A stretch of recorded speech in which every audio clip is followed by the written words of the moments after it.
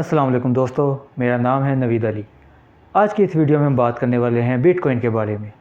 Bitcoin क्या है, इसको क्यों बनाया गया और इसके फ़ायदे और नुकसान क्या हैं, और क्या आपको बिटकॉइन में इन्वेस्ट करना चाहिए या नहीं। अगर सादा अल्फाज में हम बात करें तो बिटकॉइन को आप डिजिटल एसेट या डिसेंट्रलाइज्ड डिजिटल करेंसी भी कह सकते हैं। अब बात करते हैं ये एसेट होता क्या है। एसेट से मुराद कोई भी ऐसी चीज़ जिसकी कोई वर्थ हो, मीन्स कि आपका घर, आपका गोल्ड, या आपने किसी स्टॉक्स या शेयर्स में इन्वेस्टमेंट की हो, या फिर बॉन्ड्स, ये सब के सभी एसेट कहलाते हैं। इसकी वजह यह है कि जब आप इनको मार्केट में सेल करते हैं तो इसके अगेंस्ट आपको पैसे मिलते हैं। बिल्कुल इसी तरह बिटकॉइन भी आपका एक एसेट है। अगर आप इसको मार्केट में सेल करेंगे तो आपको इसके अगेंस्ट पैसे मिलेंगे। बिटकॉइन कोई फ़िज़िकल एसेट नहीं है, मीन्स कि ना आप इसको देख सकते हैं, ना ही महसूस कर सकते हैं, और ना ही इसको इस्तेमाल कर सकते हैं जैसे कि आप अपने घर को इस्तेमाल करते हैं। बिटकॉइन बेसिकली एक कंप्यूटर प्रोग्राम है, या फिर कह लें कोडिंग है, जो कि एक सिस्टम के एक हार्ड डिस्क में मौजूद है। अब बात करते हैं कि डिसेंट्रलाइज्ड डिजिटल करेंसी होती क्या है।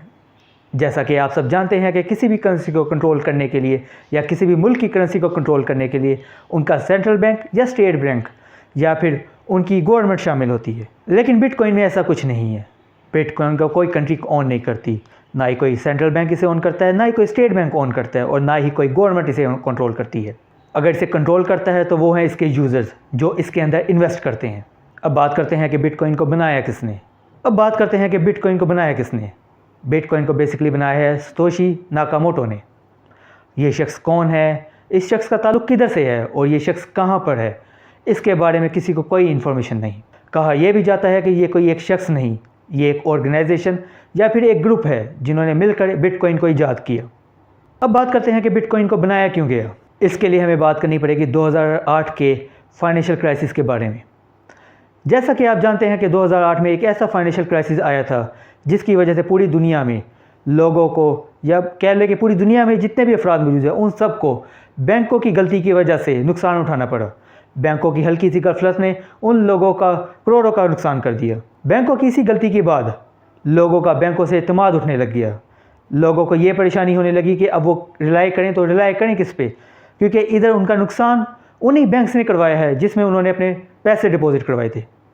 यही क्राइसिस बिटकॉइन बनाने की वजह बनी, क्योंकि बिटकॉइन एक ऐसी इंडिपेंडेंट करेंसी है जिसको ना कोई इदारा कंट्रोल करता है, ना ही कोई हुकूमत कंट्रोल करती है, और ना ही कोई बैंक इसको कंट्रोल करता है। अब बात करते हैं कि आप बिटकॉइन को ख़रीद कैसे सकते हैं। अगर आप बिटकॉइन को ख़रीदना चाहते हैं या फिर बिटकॉइन में ट्रेडिंग करना चाहते हैं तो इसके लिए आपको क्रिप्टो करेंसी एक्सचेंज से की सर्विस हासिल करनी होगी। ये बेसिकली वो वेबसाइट्स या वो ऐप्स हैं जो आपको एक प्लेटफॉर्म मुहैया करते हैं जिस पर आप अपनी लोकल करेंसी या आप जिस मुल्क में भी मौजूद हैं उसकी करेंसी को बिटकॉइन में कन्वर्ट कर सकते हैं, या फिर बिटकॉइन की करेंसी को किसी भी लोकल करेंसी में कन्वर्ट कर सकते हैं। अगर बात करें कि ऐसे कौन से ऐप्स मौजूद हैं मार्केट में, तो टॉप ऐप्स जो मौजूद हैं इस वक्त वो है बाइनांस, कॉइनबेस और बिटफाइनेंस। इसके अलावा और भी बहुत से ऐप मार्केट में मौजूद हैं, लेकिन इस वक्त टॉप पर ये 3 हैं। इन ऐप्स का फ़ायदा ये भी है कि आप बिटकॉइन में इन्वेस्टमेंट के साथ साथ डिफरेंट क्रिप्टो करेंसीज़ में भी इन्वेस्ट कर सकते हैं। अब ये डिफरेंट क्रिप्टो करेंसीज़ हैं क्या, या क्रिप्टो करेंसी क्या है, इसके बारे में मैं आपको एक नई वीडियो में बताऊंगा। अब तक मैंने आपको बिटकॉइन के बारे में बहुत ज़्यादा इन्फॉर्मेशन दी है, लेकिन आप ये सोच रहे होंगे कि क्या ये लीगल है, क्या ये पॉसिबल है।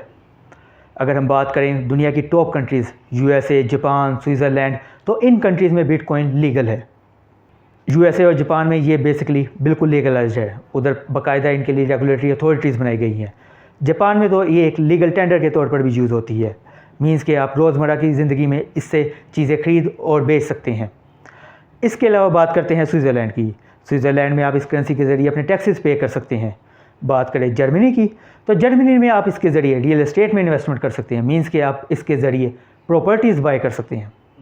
लेकिन दूसरी तरफ कुछ ऐसी कंट्रीज़ भी मौजूद हैं जहाँ पर यह टोटली बैन है। इनमें चाइना, पाकिस्तान और अफ़गानिस्तान शामिल हैं।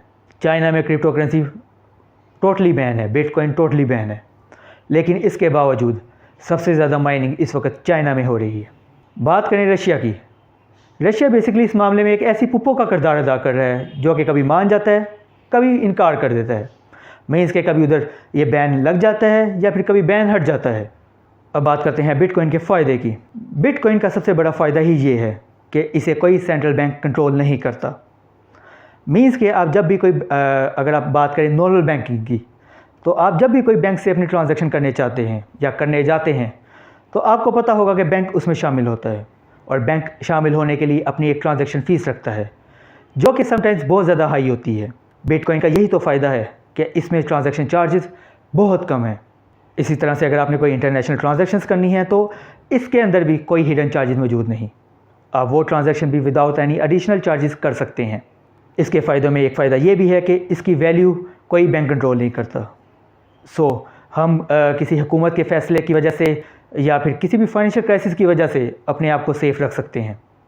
सबसे बड़ा फ़ायदा ये है कि बिटकॉइन की ट्रांजैक्शंस जहां लोग हो रही हैं, मींस के इसकी ट्रांजैक्शंस जहां रिकॉर्ड हो रही हैं, वो एक ऐसा सॉफ्टवेयर है या उसको कहते हैं ब्लॉकचेन। वो एक ऐसा सिक्योर सॉफ्टवेयर है जिसको कोई क्रैक नहीं कर सकता, मींस के ना कोई हैक कर सकता है, और आपकी ट्रांजैक्शंस कम्प्लीटली सिक्योर्ड हैं इस सिस्टम के अंदर। अब ब्लॉकचेन क्या है और इसके फ़ायदे और नुकसान क्या हैं और ये सिस्टम वर्क कैसे करता है, मैं इसके बारे में भी एक वीडियो ज़रूर लेकर आऊँगा जल्दी। बहुत देख लिए फ़ायदे, अब बात करते हैं बिटकॉइन के नुकसान की।